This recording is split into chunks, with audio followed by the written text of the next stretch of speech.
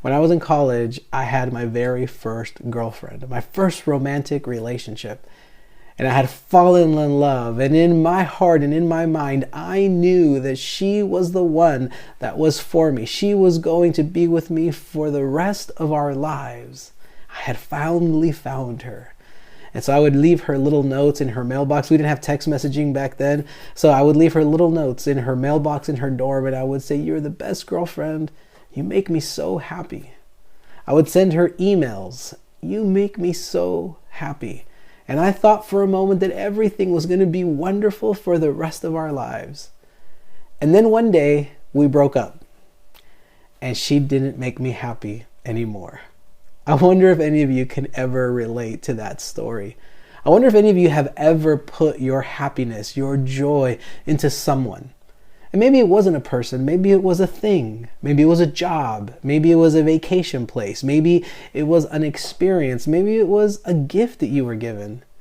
And sometimes as human beings, we place our happiness or the expectation of our happiness on things, but the reality is, and you know this and I know this, that eventually the thing that we hope to bring us happiness doesn't always live up to the expectation that we put on them. And so today I want to look at a Bible verse that teaches us how we can begin to cultivate more happiness and more joy in our lives. And the good news about that is that we're not placing our happiness on things or people or experiences, but rather we're putting our deepest desire for joy on the one person who is always the same. So I want to read from Psalm chapter 1.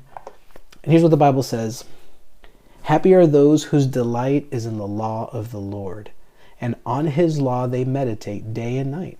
They are like trees planted by streams of water.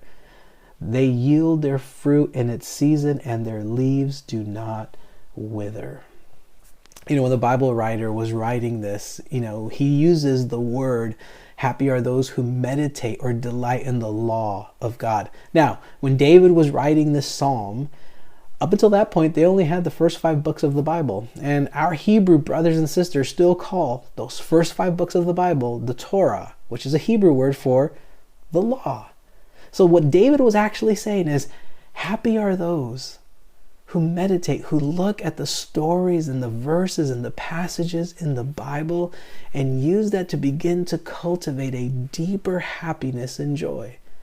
Because we all know that whenever we come to the Bible, what we're really doing is connecting to the power and the presence of God. And I love how it says that happy are those who meditate on it day and night. And it's not just about reading it all day long, but it's about remembering its stories, remembering the God who has power to do impossible things.